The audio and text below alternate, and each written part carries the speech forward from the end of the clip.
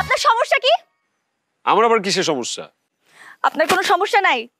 আরে বাবা, আমার যদি কোনো সমস্যা থেকেও থাকে আমি আপনারে কেন বলবো? আপনি কি এমবিবিএস ডাক্তার নাকি? আপনি আমার আপুকে কি উল্টাপাল্টা বলছেন?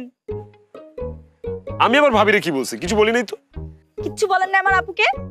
আর যদি বইলাও থাকি, ভাবি তো আপনারে বলছে, ওইটাই বলছি। সমস্যা কি? আমি কবে বলছি আমি আপনাকে বিয়ে করতে চাই? কেন? আপনি না আমারে ভালোবাসেন বেআইন? আমি কখন বললাম যে আমি আপনাকে ভালোবাসি?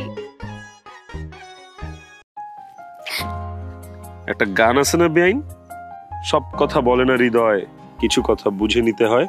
আমি আমারটা বুঝে নিচ্ছি। ছাড়েন, কেউ যদি দেখে ফেলে। ছাড়েন না। যদি না ছাড়ি তাহলে আরো টাইট করে ধরেন।